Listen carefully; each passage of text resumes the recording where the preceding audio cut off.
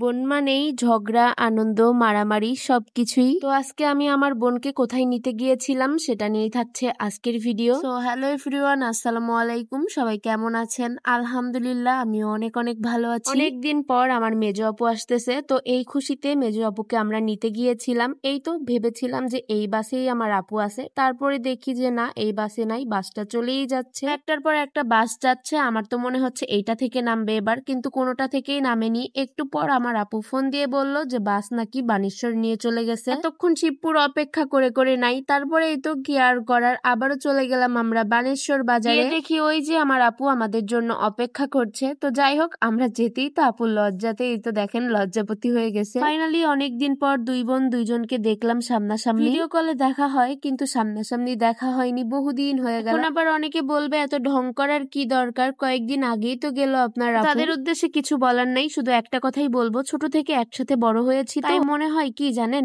1 মাস না দেখলে মনে হয় 1 বছর দেখিনি। যাই হোক, এটা হচ্ছে মায়া ভালোবাসা বোনের প্রতি। আর আমরা বোনেরা এরকমই, আমরা 3 বোন, আমাদের কোনো ভাই নাই, তাই বোনের প্রতি বোনের ভালোবাসা তো একটু থাকবেই, তাই না? বড় হয়েছি ঠিকই, যদি 3-4 দিন একসাথে থাকি না বোনেরা, তাহলেই ঝগড়া শুরু হয়ে যায়, মারামারি শুরু হয়ে যায়। যাই হোক, আমাদের এগুলা করতে ভালোই লাগে, আবার একটু পরেই মিল হয়ে যায়। আবরারের মেজোমণিকে রিসিভ করতে আসছি ঠিকই, কিন্তু আজকে আবরারকে নিয়ে আসিনি, তাই আবরারকে আমি অনেক মিস করছিলাম। বানেশ্বর বাজারে আমরা এসেছি, আর এখানে আমার নানির বাড়ি। তো বাসাতে যাওয়ার সময় নানির বাড়ি উঠে দেখা করলাম, না হলে আমার নানি আবার অনেক অভিমান করবে। তালবড়া বানিয়েছে, তাই এই তো আমাদেরকে তালবড়া খেতে দিয়েছে, বিস্কিট, তারপরে নিমকি, এগুলা খেতে দিয়েছে। আমি তো বসে থেকেই খাওয়া শুরু করে দিয়েছি, নানির বাড়ি বলে কথা। নানি সবাইকে ভাত খাওয়ার কথা বলছে, কিন্তু কেউ নাকি ভাত খাবে না। তো হঠাৎ করে পিঠা খেতে খেতে মনে হলো যে দেখি আজকে নানি কি রান্না করেছে। তারপরে এই তো দেখেন, ঢাকনা চাটতেই দেখি আমার প্রিয় খাবার রান্না করেছে আজকে নানি, গরুর ভুড়ি রান্না করেছে। তো এইটা দেখে তো আমি আর থাকতেই পারলাম না, তাড়াতাড়ি করে আমি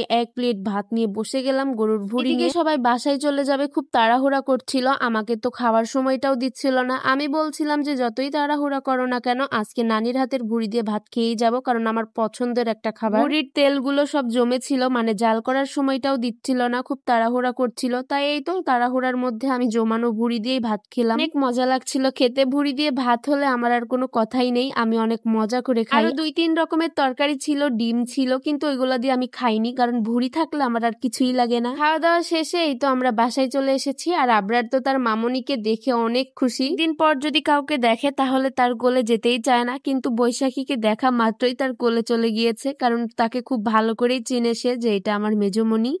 মেজোমণি, মেজোমণি পাপা দাও, পাপা দাও, একটা চুম্মা দাও, পাপা দাও, একটা চুম্মা দাও, পাপা দাও, দাও বাবা, চিনতে পারছে ভালো, দাও একটা পাপা দাও, পাপা দাও, একটা ফ্লাইং কিস দাও, দাও দাও। অনেকদিন পর তার মেজোমণিকে দেখে একটু লজ্জা পাচ্ছিল আর কি। তো আজকের ভিডিওটা এই পর্যন্তই, দেখা হবে পরবর্তী কোনো এক ভিডিওতে। আল্লাহ হাফিজ।